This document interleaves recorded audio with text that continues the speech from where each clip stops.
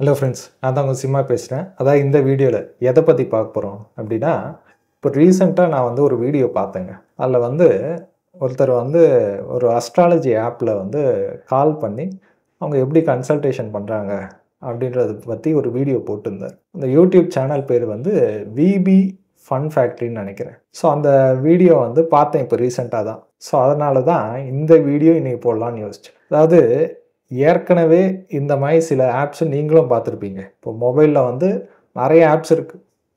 அதில் ஜோசியர்கிட்ட பேசுகிறதுக்கு, கன்சல்டேஷன் எடுக்கிறதுக்கு அதுலேயும் நிறைய ஆன்லைனில் நிறைய ஆப்ஸ் இருக்குது.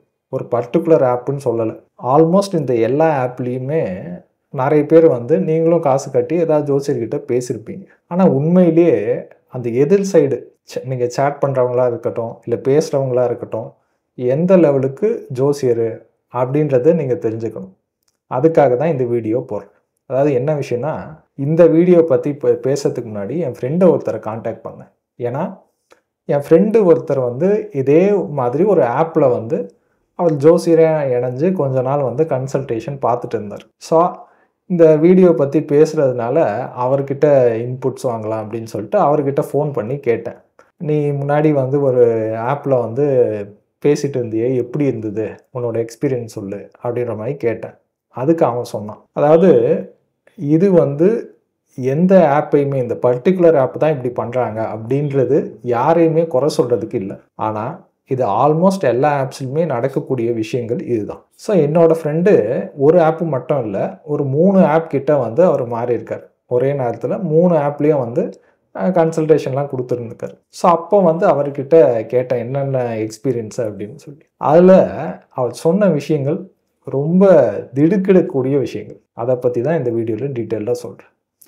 நம்ம ஒரு ஆப்பை இன்ஸ்டால் பண்ணுறோம். இன்ஸ்டால் பண்ணிட்டு இந்த ஜோசியர்கிட்ட பேசினோன்னா நிமிஷத்துக்கு இவ்வளோ ரூபா அப்படின்ற மாதிரி ஒரு சார்ஜ் வரும்.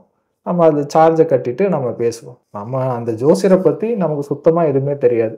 ஏதாவது ஒரு போட்டிருப்பாங்க அந்த ப்ரொஃபைலில் வந்து அவர் பேரை போட்டுட்டு இவ்வளோ வருஷம் எக்ஸ்பீரியன்ஸ், 10 வருஷம் எக்ஸ்பீரியன்ஸ், 15 வருஷம் எக்ஸ்பீரியன்ஸ், 20 வருஷம் எக்ஸ்பீரியன்ஸ் அப்படின்னு போடுவாங்க. முதல்ல அந்த எக்ஸ்பீரியன்ஸை எப்படி வந்து இவங்க ஐடென்டிஃபை பண்ணுறாங்க. இப்போ ஏதாவது வந்து இப்போ வந்து ஒருத்தர் வந்து இந்த கம்பெனியில் வேலை பார்த்துருக்காரு இப்போ அப்படின்னா, அந்த கம்பெனியில் எந்த வருஷத்துலேருந்து எந்த வருஷம், எவ்வளோ வருஷம் வேலை பார்த்தாரு அப்படி இப்படின்னு ஏதாவது வந்து கம்பெனிலேருந்து தருவாங்க. ஸோ அதை வந்து நம்ம பார்த்து சொல்லிடலாம், இவளுக்கு இவ்வளோ வருஷம் எக்ஸ்பீரியன்ஸ் இருக்குது, இந்த கம்பெனியில் இவ்வளோ வருஷம் வேலை பார்த்துருக்காரு அப்படின்னு.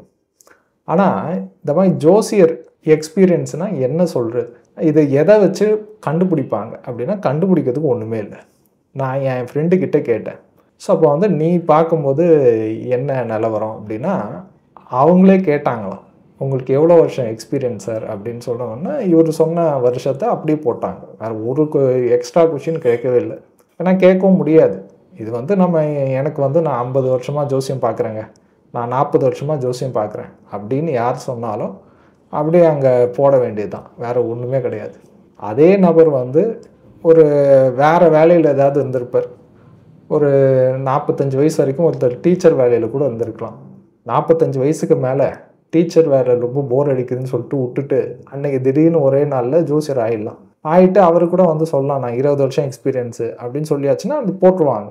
ஸோ அந்த மாதிரி தான் அந்த பேசிக் ப்ரொஃபைலு போடுறதே அந்த மாதிரி தான் இருக்கும். ஸோ அது ப்ரொஃபைலு ரைட்.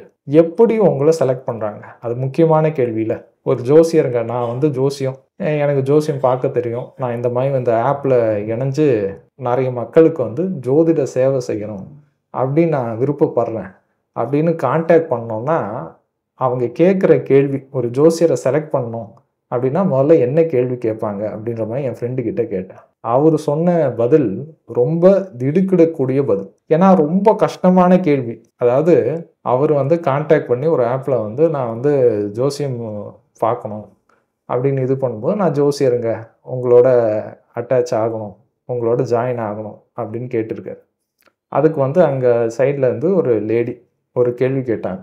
ஒரே கேள்வி தான், ரொம்ப கஷ்டமான கேள்வி, யாராலையுமே பதில் சொல்ல முடியாது, ரொம்ப கஷ்டமான கேள்வி. என்ன கேள்வி தெரியுமா, செவ்வாய் எங்கே இருந்தால் செவ்வாய் தோஷம் அப்படின்ற ஒரு கேள்வி கேட்டார். அந்த ஒரு கேள்விக்கு என் ஃப்ரெண்டு சொல்லியிருக்கார், 2, 4, 7, 8, 12 இந்த வீட்டில் எங்கேயாவது செவ்வாய் இருந்தால் செவ்வாய் தோஷம் அப்படின்னா யூ ஆர் செலக்டட், அவ்வளோதான், சிம்பிள். இந்த கேள்வி நம்ம வீடியோவை பார்க்கக்கூடிய இந்த 7-7.5 லட்சம் பேர் நபர்களுக்கு எல்லாருக்குமே தெரியும். இப்போ நீங்களே இந்த மாதிரி ஏதாவது ஆப்பில் போய் ஜோசியர்னு சொல்லி அட்டாச் ஆகணும்னா உங்களுக்கும் இதே கேள்வியை தான் கேட்பாங்க. ஒரே ஒரு கேள்வி, செவ்வாய் எங்கே இருந்தால் செவ்வாய் தோஷம்? 2, 4, 7, 8, 12 முடிஞ்சாச்சு இன்டர்வியூ, அவ்வளோதான் செலக்டட். ஸோ இப்படி தான் அவங்க செலக்ட் பண்ணக்கூடிய விஷயமே. ஒரு ஜோசியரை செலக்ட் பண்ணுற இதுவும் எப்படின்னு பார்த்துக்கோங்க. ஸோ அந்த மாதிரி தான் இந்த மாதிரி ஆப்ஸ்லலாம் செலக்டே பண்ணுறாங்க. ஸோ அது ரைட்டு, இவர் செலக்ட் ஆகியாச்சு. செலக்ட் ஆனதுக்கப்புறமேட்டு அந்த சார்ஜஸ் பற்றியெல்லாம் சொல்லியிருக்காங்க. நீங்கள் தினமும் இத்தனை மணி நேரம் பேசினா இவ்வளோ சார்ஜ் வரும், ஒவ்வொரு நிமிஷத்துக்கு இவ்வளோ சார்ஜ், அப்படி இப்படின்னு சொல்லிட்டு கணக்கு சொல்லிட்டாங்க. ரைட், ரெடியாக இருக்கார் இவர், என் ஃப்ரெண்டு பேசுறது. கால் வருது. கால் வந்த உடனே இப்போ நீங்கள் ஒவ்வொரு மொபைல் ஆப்லேயும் பார்த்தீங்கன்னா நீங்கள் சேட் சர்வீஸ் யூஸ் பண்ணாலும் சரி, இல்லை ஃபோன் பேசுகிற சர்வீஸாக இருந்தாலும் சரி, அவங்க முதல்லையே உங்கள் டீட்டெயில்ஸ் வாங்கிப்பாங்க. பர்த் டீட்டெயில்ஸ்னால் என்ன, உங்கள் பேர், பிறந்த தேதி, பிறந்த நேரம், எந்த ஊரில் பிறந்தீங்க, இந்த டீட்டெயில்ஸ் எல்லாம் வாங்கிடுவாங்க. வாங்கினதுக்கப்புறம் என்ன ஆகும் அப்படின்னா, இப்போது நம்ம தான் ஒரு ஆப்பில் வந்து பேசுகிறோம், ஒரு ஜோசியர்கிட்ட பேசுகிறோம் அப்படின்னா நம்ம இந்த டீட்டெயில்ஸ் கொடுத்துருவோம். அந்த டீட்டெயில்ஸ் எடுத்துகிட்டு அந்த ஆப் என்ன பண்ணோன்னா இன்ஸ்டண்ட்டாக சார்ட் ரெடி பண்ணிடும், ஜாதகத்தை ரெடி பண்ணி ஜோசியருக்கு காமிக்கும். அவர் ஸ்க்ரீனில் வந்து அந்த சார்ட் தெரியும், அதை பார்த்து அவர் பேசணும். சரியா, இதுதான் விஷயம். ஸோ அந்த மாதிரி என் ஃப்ரெண்டு வந்து ஜாயின் ஆகி முதல் கால் எப்படி தெரியுமா ஜாதகம் வந்திருக்கு. நம்ம ஆள் தமிழ், அது நம்மளே எல்லாரும் தமிழ் தானே, நம்ம சவுத் இந்தியன், நம்ம ஜாதக கட்டம் எப்படி இருக்கும் எல்லாருக்குமே தெரியும். இந்த மாதிரி வந்து ஒரு மாதிரி ஸ்கொயர் ஷேப்பில் இருக்கும். ஆனால் அந்த ஆப்பில் எந்த ஜாதக கட்டம் வந்தது தெரியுமா, நார்த் இந்தியா ஸ்டைலில் ஜாதக கட்டம் வந்தது. நார்த் இந்தியானா எல்லாம் ட்ரையாங்கிள் ஷேப்பில் ஒரு மாதிரி இருக்கும். அதை பார்த்தாலே நமக்கு புரியாது. நம்ம பார்க்குற ஜோசியரே சவுத் இந்தியன் சார்ட்டு ரொம்ப வருஷமாக பார்க்குற ஜோசியருக்கே நார்த் இந்தியன் சார்ட்டு டக்குன்னு போய் காமிச்சிங்கன்னா இது என்னது அப்படின்ற மாதிரி தான் அவரே கேட்பார். ஏன்னா நார்த் இந்தியன் சார்ட்டு டோட்டலி டிஃப்ரெண்ட்டாக இருக்கும். ஸோ அதை பார்த்தா யாருக்கும் ஒன்றும் புரியாது. ஸோ இவருக்கு வந்தது நார்த் இந்தியன் சார்ட் அனுப்பிச்சிருக்காங்க. அந்த ஆப்போட இதுவே செட்டப்பே அதுதான். இவர் வந்து குழம்பிட்டார், என்னடா இது ஜாதகம் கட்டம் வரணும்னு பார்த்தா இப்படி வருது அப்படின்னு சொல்லிட்டு அப்புறமேட்டு வந்து ஃபோனில் பேசுகிறவர்கிட்டயே நான் டீட்டெயில்ஸ் வாங்கிட்டு அவர் இன்னொரு மொபைலில் வச்சு ஜாதகத்தை கால்குலேட் பண்ணி சொல்லியிருக்கார். ஏதோ ஒரு மாதிரி சொல்லி சமாளிச்சிருக்கார். ரைட், அது முடிஞ்சாச்சு அந்த ஒரு கன்சல்டேஷன்.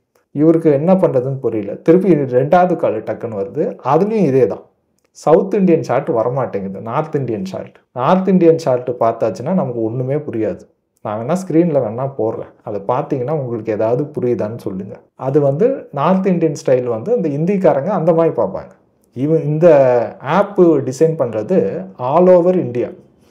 இப்போ சவுத் இந்தியனுக்கும் இதே ஆப்பு தான் வரும், நார்த் இந்தியனுக்கும் அதே சார்ட்டு தான் வரும். ஸோ அப்போ வந்து அந்த சார்ட்டை பார்க்கறதுக்கே நம்ம ஆளுங்களுக்கு சவுத் இந்தியன் அஸ்ட்ராலஜர்ஸ்க்கு தெரியாது, எனக்கே தெரியாது. ஸோ அந்த தான் நிலவரம். ஸோ அப்படி இருக்கும்போது இந்த ஆப்பில் வந்து சரியில்லைங்கன்னு சொல்லிட்டு இவர் கஸ்டமர் கேர் கால் பண்ணி சொல்கிறார், இல்லைங்க நார்த் இந்தியன் சார்ட்டு தாங்க எங்கள் ஆப்பில் இருக்குது அப்படின்னு சொல்லியிருக்காங்க. நாங்கள் வந்து ரீடிசைன் இப்போ பண்ணிகிட்டு இருக்கோம், இன்னும் ஒரு 2 வாரத்தில் வந்து சவுத் இந்தியன் சார்ட்டு ஆட் ஆகிடும் சார், கொஞ்சம் வெயிட் பண்ணுங்க அப்படின்ற மாதிரி சொல்லியிருக்காங்க. சரின்னு சொல்லிட்டு என் ஃப்ரெண்டு வந்து அந்த 2 வாரம் எதுவுமே புக் பண்ணலை. அப்புறமேட்டு கஸ்டமர் கேர்லேருந்து கால் பண்ணுறாங்க. கால் பண்ணி சவுத் இந்தியன் சார்ட் ஆட் பண்ணிட்டோம் சார், ஸோ அதனால் நீங்கள் இப்போ திருப்பி வந்து கன்சல்டேஷன் எடுக்கலாம் அப்படின்ற மாதிரி சொல்லியிருக்காங்க. இவரும் சரின்னு சொல்லிட்டு ரொம்ப ஆர்வத்தோட சரின்னு அன்னைக்கு ஓகே பண்ணி வச்சுருக்காரு. அன்னைக்கு ஆன்லைனில் போட்டு விட்டுருக்காரு. அன்னைக்கு கன்சல்டேஷன் கால் வருது. வரும்போது அப்போ சார்ட்டு ஓப்பன் ஆகுது. அப்போ என்னன்னா, அப்போ இன்னொரு ஷாக்கு என்னன்னா, அன்னைக்கு வர்றது சவுத் இந்தியன் சார்ட்டு தான் வருது. ஆனால் லெட்டர்ஸ் எப்படி வருதுன்னா தமிழில் வரல, எல்லாமே இங்கிலீஷில் வருது. நம்ம ஒரு ஜாதகத்தை பார்த்தோம்னா லக்னம் என்ன அப்படின்னா எதை வச்சு பார்ப்போம் அப்படின்னா லான்னு போட்டிருப்பாங்க, இல்லை ஒரு கோடு போட்டிருப்பாங்க, அதை பார்த்தோம்னா தெரிஞ்சிடும் இதுதான் லக்னம்னு சொல்லி. மோஸ்ட்லி எல்லா ஜாதகத்துலையும் இதுதான், ஒன்று லான்னு போட்டிருப்பாங்க, லா போட்டு கோடு போட்டிருப்பாங்க, இல்லை சில ஜாதகத்தில் லா போடலைன்னா கூட கோடாவது போட்டிருப்பாங்க, அதை பார்த்து நம்ம அதுதான் லக்னம்னு கண்டுபிடிச்சிடலாம். இப்போ இவர் மொபைல் ஆப்பில் அந்த ஜாதகம் கட்டம் வருது, அது எல்லாமே இங்கிலீஷில் இருக்குது. இவருக்கு ஒன்றும் புரியல. அது லக்னத்துக்கு இங்கிலீஷில் அசண்டன்னு சொல்லுவாங்க. ஸோ அப்போ வந்து என்ன போட்டிருக்காங்களா, ஏஎஸ்ன்னு போட்டிருக்காங்க. இவருக்கு அந்த லக்னம் அசண்டன்ட் அப்படின்னு சொல்லி புரிஞ்சுக்கிறதுக்கு 2 நாள் ஆச்சு. அதுதான் ரியாலிட்டி. ஏன்னா நம்ம ஆளுக்கு வந்து தமிழ் நல்லா தெரியும், இங்கிலீஷ் தெரியாது. ஸோ இது மட்டும் இல்லாமல் அந்த இதுவில் இப்போ நம்ம பாரம்பரியமாக நம்ம ரொம்ப வருஷமாக தமிழ் ஜாதகம் தான் பார்க்குறோம் அப்படின்னா இங்கிலீஷில் பார்த்தாலே மைண்டு கன்ஃபியூஸ் ஆகிடும், அந்த இது வராது. இப்போ அதே மாதிரி இங்கிலீஷில் நிறைய விஷயம் இருக்குது. இப்போ வந்து தமிழில் வந்து புதனுக்கு பூன்னு போட்டிருப்பாங்க, செவ்வாய்க்கு சேனு போட்டிருப்பாங்க. இதை பார்த்தோன்னா இது புதன் செவ்வாய்ன்னு தெரிஞ்சிடும், இந்தந்த கட்டத்தில் இதெல்லாம் இருக்குது. ஆனால் இங்கிலீஷ் சார்ட்டில் எப்படின்னா ரெண்டுத்துக்குமே எம் போட்டிருக்காங்க. புதன் வந்து எம் பச்சை கலரில் வருமா, செவ்வாய் வந்து எம் வந்து சிகப்பு கலரில் வருமா, இதை பார்த்து கண்டுபிடிக்கணுமா. ஸோ இப்படியெல்லாம் வந்து சார்ட்டில் வந்து வர்றது. ஸோ இந்த மாதிரி சார்ட்டை பார்த்து தான் நிறைய பேர் இன்றைக்கும் உட்காந்து ஜோசியம் சொல்லிட்டு இருக்காங்க. இதெல்லாம் இந்த மாதிரி சார்ட்டை பார்த்தோம்னா டக்குன்னு நம்ம மைண்டு வந்து கொஞ்சம் ரெஜிஸ்டர் ஆகிறதுக்கு ஒரு 2 நிமிஷம் டைம் ஆகிடும். புதன் எங்கே இருக்குது, செவ்வாய் எங்கே இருக்குது, ராகு எங்கே இருக்குது, கேது எங்கே இருக்குது, சூரியன் எங்கே இருக்குது, சுக்கிரன் எங்கே இருக்குது, இதெல்லாம் பார்க்கணும்ல. ஸோ இந்த மாதிரி எல்லா விஷயத்துக்குமே இது இருக்குது. ஏன்னா சூரியனுக்கும் எஸ் வரும், சுக்கிரனுக்கும் எஸ் வரும். ஆனால் இங்கிலீஷில் வந்து வேறு கணக்கு. இங்கிலீஷில் வந்து சன்னு போட்டுருவாங்க, சுக்கிரனுக்கு வீனஸ். இதெல்லாம் கணக்கு இருக்குது. இதெல்லாம் கொஞ்சம் பார்த்து பழகிறதுக்கு ஒரு வாரம் ஆகிடும் யாராக இருந்தாலும். ஸோ இந்த மாதிரி டிஃபிகல்ட்டிஸ் எல்லாம் நிறைய இருக்குது. அதுவும் அங்கே பேமெண்ட் பண்ணவங்க அவங்கள பேமெண்ட் பண்ணிட்டாங்க. அப்போ வந்து என்ன டக்குன்னு பேமெண்ட் பண்ணவொன்னே ஒரு 2 நிமிஷம் 3 நிமிஷத்துக்கு பேமெண்ட் பண்ணியிருப்பாங்க. உடனே சொல்லுங்கள் சார் சொல்லுங்கள் சார்ன்னு சொல்லுவாங்க. உடனே சொல்கிறதுனா முதல்ல இது புரியணும்ல. இது புரியறதுக்கே 2-3 நிமிஷம் ஆகும். இது உட்காந்து ஒவ்வொரு கட்டத்துலையும் என்னென்ன கிரகம் இருக்குன்னு பார்க்குறது, அதுக்குள்ளே அங்கே டைமே முடியுது. ஸோ இந்த மாதிரி ரொம்ப ஜோசியல் சைட்லேயும் நிறைய டிஃபிகல்ட்டிஸ் இருக்குது அப்படின்ற மாதிரி அந்த ஆப்பை யூஸ் பண்ண என்னுடைய நண்பர் சொன்னார். ஸோ அதனால் வந்து கொஞ்ச நாள் அதை யூஸ் பண்ணிட்டு இது சரிப்படலை, இது வந்து பார்க்குறவங்களுக்கும் திருப்தியாக இருக்காது. ஒரு 2-3 நிமிஷம் தான் அவன் பேமெண்ட் பண்ணி ஒரு 5 நிமிஷம் பேமெண்ட் பண்ணி வரான். அதில் இந்த ஜாதகத்தை பார்த்து புரியறதுக்கே கொஞ்சம் டைம் ஆகுது. அவனுங்க வேறு இங்கிலீஷில் போட்டு வச்சுருக்காங்க. ஸோ இதெல்லாம் ப்ராக்டிக்கல் டிஃபிகல்ட்டிஸ் அந்த ஜோசியருக்கே நிறைய இருக்குது. ஸோ அதனால் இதை பார்த்து நமக்கும் பிரயோஜனம் இல்லை, பார்க்குற அவனுக்கும் பிரயோஜனம் கிடையாது. நம்மகிட்ட ஜோசியம் பார்க்குற அவனுக்கும் பிரயோஜனம் கிடையாது. ஸோ அதனால் அப்போ எதுக்கு அந்த ஆப்பில் இருந்துட்டு அப்படின்னு சொல்லிட்டு அவர் அந்த மாதிரி எல்லா ஆப்பில் இருந்தும் வெளியில் வந்துட்டார். இன்றைக்கும் பல ஆப்ஸ் இருக்குது. நீங்கள் ஜோசியர்னு உள்ளே போனோன்னா சிம்பிளான விஷயந்தான். செவ்வாய் தோஷம்னா என்னங்கன்னு கேட்பாங்க, இல்லை ராகுக்கு தோஷம்னா என்னங்கன்னு கேட்பாங்க. இந்த மாதிரி ஒரு ரொம்ப கஷ்டமான கேள்வியாக கேட்டு உங்களை உள்ளே இழுத்து போட்டுருவாங்க. உள்ளே போகிறது விஷயம் இல்லை. உட்காந்து உருப்படியாக ஜோசியம் பார்க்க முடியுமா அப்படின்னா அதுக்கெல்லாம் வாய்ப்பே இல்லை. ஏன்னா அவங்க கொடுக்குற அந்த கட்டம் இதுவு அதெல்லாம் வந்து அந்த லெவலுக்கு நம்ம வந்து ஈஸியாக இருக்காது. நம்ம வந்து அதை பார்த்து ஃபாலோ பண்ணுற லெவலுக்கு முதல்ல அதுவே இருக்குது. ஸோ இதுதான் ரியாலிட்டி. இது புரியாமல் இன்றைக்கும் நிறைய பேர், குறிப்பாக யங்ஸ்டர்ஸ், ஏன்னா யங்ஸ்டர்ஸ் தானே இப்போ எல்லாருமே மொபைலை வச்சு இது பண்ணிட்டு இருக்கோம். யங்ஸ்டர்ஸ் நிறைய பேர் ஜோசியம் பார்க்குறது ரொம்ப நல்ல விஷயம், அதில் நம்பிக்கை வர்றது நல்ல விஷயம். ஆனால் பார்க்க வேண்டிய இடத்துல பார்க்க வேண்டிய நபர்கள்கிட்ட தெளிவாக பார்க்கணும்.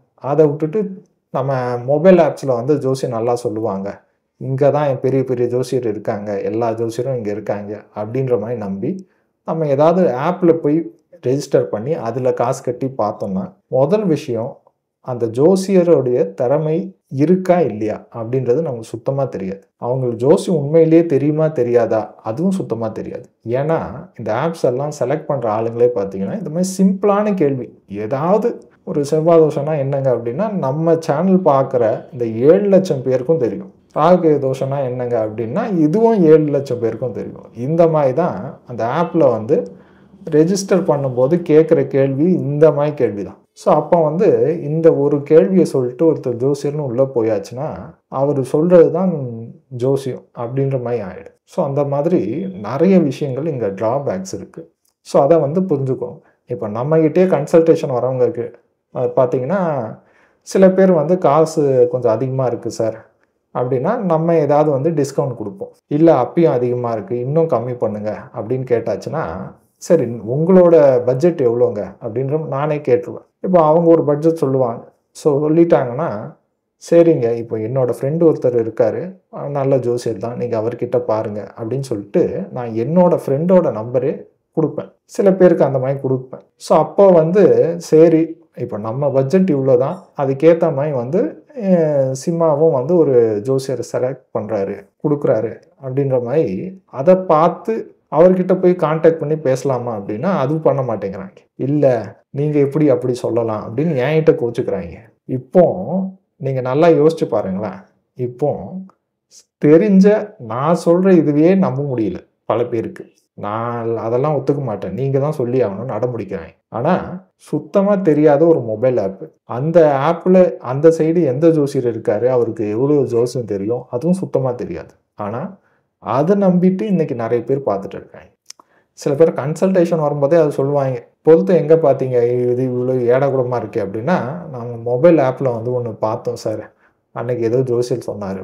ஏதோ ஒரு மொபைல் ஆப்ல ஏதோ ஒரு ஜோசியர் சொன்னத நம்பி இன்னைக்கு கல்யாணம் பண்ணிட்டு பிரச்சனையில வந்து நிக்கிறாய்ங்க. இந்த மாரி பல இடங்கள்ல நடக்குதுங்க.